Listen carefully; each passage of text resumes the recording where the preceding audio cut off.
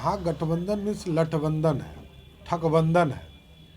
महागठबंधन कोई सरकार का स्वरूप ही नहीं। और राष्ट्रीय जनता दल लालू जी से हम आग्रह करना चाहते हैं कि आपको यदि सनातन में थोड़ा सा भी भरोसा है तो कभी आपके प्रदेश अध्यक्ष बोलते हैं कि हे राम कहेंगे, जय श्री राम नहीं कहेंगे। कैबिनेट में साथ दिया और 8 महीने से आप उसको लेकर बैठे हैं। इसका मतलब है कि तेजस्वी नहीं चाहते हैं जातीय। राम भगवान पे ही खिलाफ किया तो कहा हमको पता ही नहीं। बक्सर के चौसा में हजारों किसान पर लाठियां चली, घर में घुस के गुंडे की तरह कर आपराधिक घटना करने का काम वहां की पुलिस ने की। नीतीश जी को पता नहीं। अरे तो नीतीश जी को पता नहीं तो क्या नेपाल के मुख्यमंत्री हैं क्या, कि बिहार के मुख्यमंत्री? नमस्कार, आप न्यूज फाउंडेशन देख रहे हैं। मैं हूं आपके साथ वंदना। बिहार विधान परिषद के नेता प्रतिपक्ष सम्राट चौधरी ने एक बार फिर से नीतीश सरकार के साथ साथ महागठबंधन की सरकार पर उन्होंने जमकर हमला बोला है। सम्राट चौधरी ने कहा कि क्या नीतीश कुमार नेपाल के मुख्यमंत्री हैं, जिन्हें यह पता नहीं है कि बिहार में क्या हो रहा है। इन्होंने साफ तौर से कहा कि बिहार में महागठबंधन की सरकार नहीं है, बल्कि लठबंधन की सरकार है, ठगबंधन की सरकार है। साथ ही साथ इन्होंने जिस तरह से बक्सर में हुए कांड को लेकर कहा कि मुख्यमंत्री को मालूम नहीं होता है, अगर भी अन्य घटनाएं अगर घट जाती है बिहार में तो नीतीश कुमार उन सब चीज़ों से अनभिज्ञ रहते हैं। अगर बात तेजस्वी यादव की भी करें तो साथ में अभी समाधान यात्रा पर हैं, लेकिन उन्हें बिहार की सुध तक नहीं है। हम आपको छोड़े जाते हैं उन तमाम वीडियो के साथ कि क्या कुछ कह रहे हैं सम्राट चौधरी, बिहार विधान परिषद के नेता प्रतिपक्ष। दुर्भाग्यपूर्ण है और मैं तो कहूँगा कि राष्ट्रीय जनता दल के नेता और बिहार के शिक्षा मंत्री को अब इलाज की ज़रूरत है। और राष्ट्रीय जनता दल यदि उनका इलाज नहीं करा सकता है तो मैं अपने खर्चे पर बगल में कोइरबल में मेरे ही पिताजी ने 2001 में वहाँ पर मानसिक रोग का अस्पताल खुलवाया था, उसमें इलाज कराने का पूरा खर्चा मैं उठाऊंगा। देखिए, पूरी तरह रामचरितमानस को पढ़ने में कुछ और लगता होगा उनको, समझने में कुछ और लगता है, समझ गए।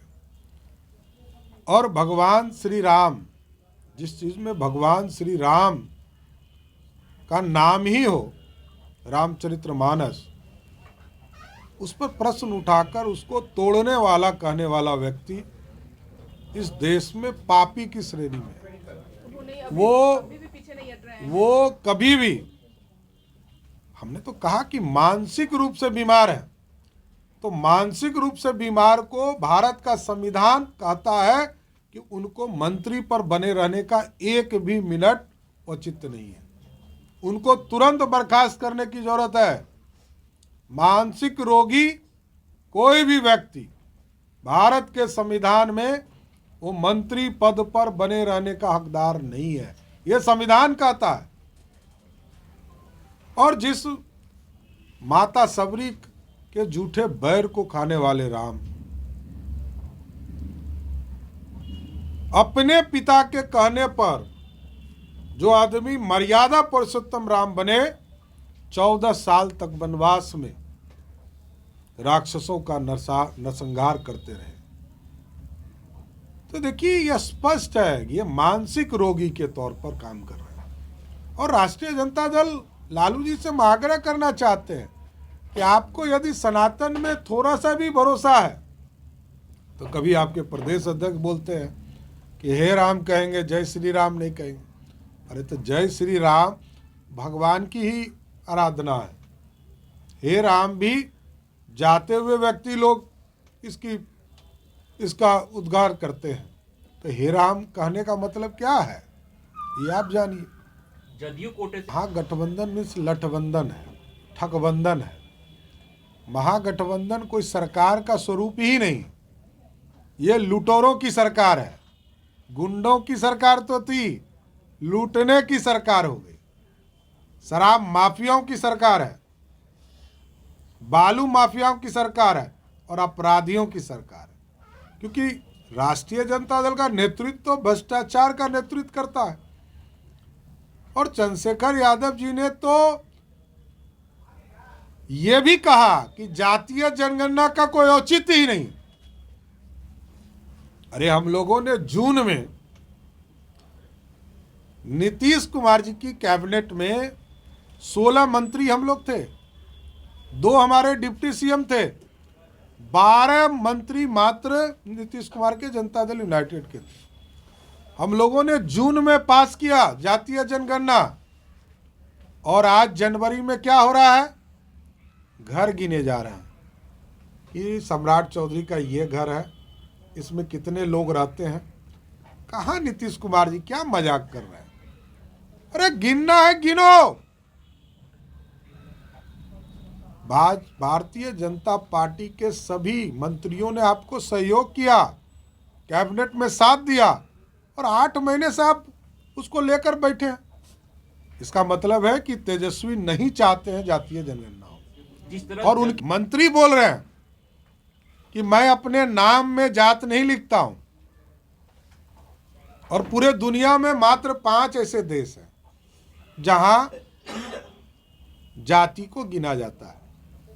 तो जब उन्हीं के पार्टी के लोग विरोध कर रहे हैं तो हम क्या करें? हम तो नीतीश कुमार जी को उस समय साथ देकर कैबिनेट से पास किए, और 8 महीने तक नीतीश कुमार उसको ठंडे बस्ते में रखे हुए हैं। और आज भी गिनती का कोई काम नहीं हो रहा है, सर्वेक्षण का काम नहीं हो रहा है। नीतीश कुमार सिर्फ बिहार के लोगों को मूर्ख बनाने का प्रयत्न ही है। राष्ट्रीय जनता दल के लोग ये समझ गए कि नीतीश कुमार जी के पास अब कोई वोट नहीं है। मोकामा, गोपालगंज, कुढ़नी में जनता ने जिस तरह का मैंडेट दिया, उससे स्पष्ट हो गया कि नीतीश कुमार के पास वोट नहीं है। तो नीतीश कुमार जी की राजनीतिक हैसियत क्या है? कुछ नहीं है। पहले नीतीश जी कहते थे मैं जहां हूं वही एनडीए, लेकिन आज जनता ने तय किया कि भाजपा जहां है वही एनडीए। आप देख रहे हैं रोज लाठीचार्ज हो रहा है। नीतीश जी क्या कहते हैं? बच्चे यहाँ 10,000 छात्रों पर लाठी चला। नीतीश जी कहे हमको तो पता ही नहीं। रामचरितमानस पर उनके मंत्री ने कहा कि राम भगवान पे ही खिलाफ किया, तो कहा हमको पता ही नहीं। बक्सर के चौसा में हजारों किसान पर लाठियां चली, घर में घुस के गुंडे की तरह कर आपराधिक घटना करने का काम वहाँ की पुलिस ने की। नीतीश जी को पता नहीं। अरे तो नीतीश जी को पता नहीं तो क्या नेपाल के मुख्यमंत्री हैं क्या, कि बिहार के मुख्यमंत्री? तो जब उनको पता ही नहीं है तो नीतीश कुमार जी इस्तीफा देकर कल्याण बिघा जाइए।